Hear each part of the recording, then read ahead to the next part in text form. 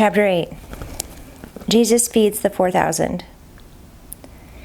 In those days, when again a great crowd had gathered, and they had nothing to eat, he called his disciples to him and said to them, I have compassion on the crowd, because they have been with me now 3 days and have nothing to eat. And if I send them away hungry to their homes, they will faint on the way, and some of them have come from far away. And his disciples answered him, How can one feed these people with bread here in this desolate place? And he asked them, How many loaves do you have? They said, 7. And he directed the crowd to sit down on the ground. And he took the 7 loaves, and having given thanks, he broke them and gave them to his disciples to set before the people. And they set them before the crowd. And they had a few small fish. And having blessed them, he said to these also should be set before them. And they ate and were satisfied. And they took up the broken pieces left over, 7 baskets full. And there were about 4,000 people, and he sent them away. And immediately he got into the boat with his disciples and went to the district of Dalmanutha. The Pharisees demand a sign. The Pharisees came and began to argue with him, seeking from him a sign from heaven to test him. And he sighed deeply in his spirit and said, Why does this generation seek a sign? Truly I say to you, no sign will be given to this generation. And he left them, got into the boat again, and went to the other side. The leaven of the Pharisees and Herod. Now they had forgotten to bring bread, and they had only 1 loaf with them in the boat. And he cautioned them, saying, Watch out, beware of the leaven of the Pharisees and the leaven of Herod. And they began discussing with one another the fact that they had no bread. And Jesus, aware of this, said to them, Why are you discussing the fact that you have no bread? Do you not yet perceive or understand? Are your hearts hardened? Having eyes, do you not see? And having ears, do you not hear? And do you not remember? When I broke the 5 loaves for the 5,000, how many baskets full of broken pieces did you take up? They said to him, 12. And the 7 for the 4,000, how many baskets full of broken pieces did you take up? And they said to him, 7. And he said to them, Do you not yet understand? Jesus heals a blind man at Bethsaida. And they came to Bethsaida, and some people brought to him a blind man and begged him to touch him. And he took the blind man by the hand and led him out of the village. And when he had spit on his eyes and laid his hands on him, he asked him, Do you see anything? And he looked up and said, I see people, but they look like trees walking. Then Jesus laid his hands on his eyes again, and he opened his eyes. His sight was restored, and he saw everything clearly. And he sent him to his home, saying, Do not even enter the village. Peter confesses Jesus as the Christ. And Jesus went on with his disciples to the villages of Caesarea Philippi. And on the way he asked his disciples, Who do people say that I am? And they told him, John the Baptist, and others say Elijah, and others, one of the prophets. And he asked them, But who do you say that I am? Peter answered him, You are the Christ. And he strictly charged them to tell no one about him. Jesus foretells his death and resurrection. And he began to teach them that the Son of Man must suffer many things and be rejected by the elders and the chief priests and the scribes and be killed, and after 3 days rise again. And he said this plainly. And Peter took him aside and began to rebuke him. But turning and seeing his disciples, he rebuked Peter and said, Get behind me, Satan, for you are not setting your mind on the things of God, but on the things of man. And calling the crowd to him with his disciples, he said to them, If anyone would come after me, let him deny himself and take up his cross and follow me. For whoever would save his life will lose it, but whoever loses his life for my sake and the gospel's will save it. For what does it profit a man to gain the whole world and forfeit his soul? For what can a man give in return for his soul? For whoever is ashamed of me and of my words in this adulterous and sinful generation, of him will the Son of Man also be ashamed when he comes in the glory of his Father with the holy angels. Chapter 9.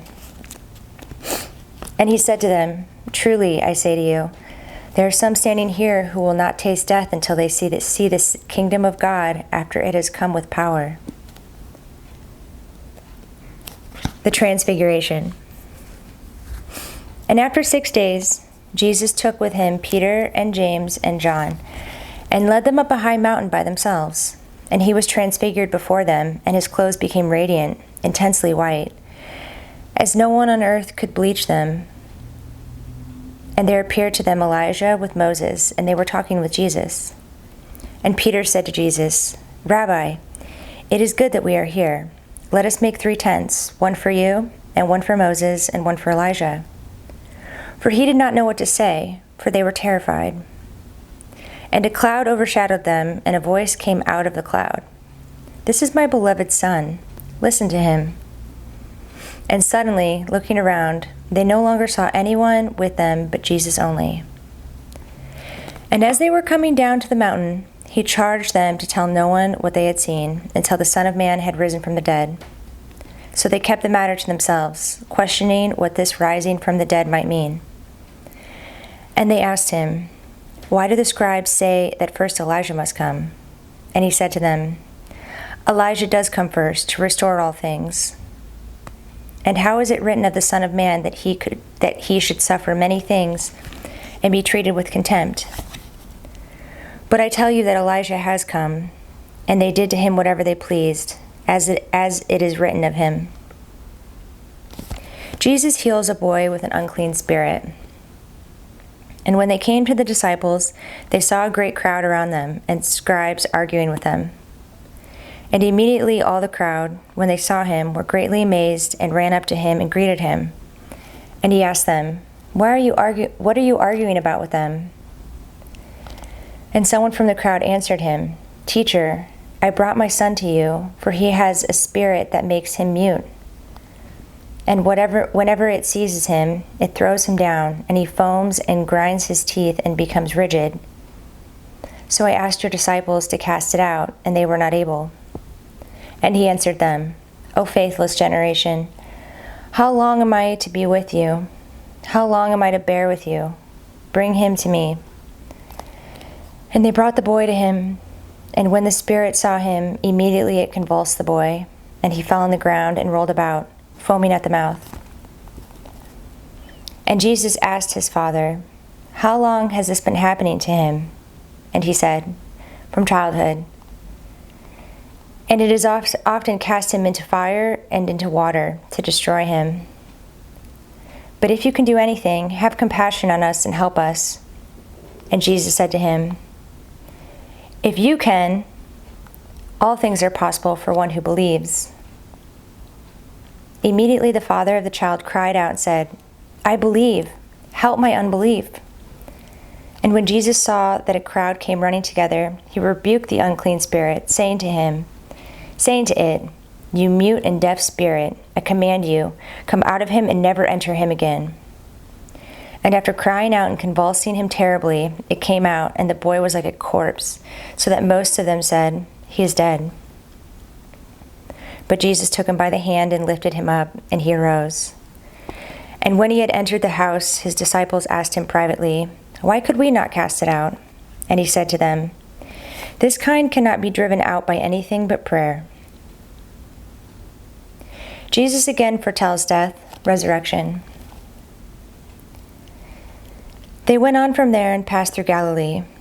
And he did not want anyone to know, for he was teaching his disciples, saying to them, The Son of Man is going to be delivered into the hands of men, and they will kill him. And when he is killed, after 3 days he will rise. But they did not understand the saying, and were afraid to ask him, Who is the greatest? And they came to Capernaum. And when he was in the house, he asked them, What were you discussing on the way? But they kept silent, for on the way they had argued with one another about who is the greatest. And he sat down and called the 12. And he said to them, "If anyone would be first, he must be last of all and servant of all." And he took a child and put him in the midst of them, and taking him in his arms, he said to them, "Whoever receives one such child in my name receives me. And whoever receives me receives not me, but him who sent me. Anyone not against us is for us."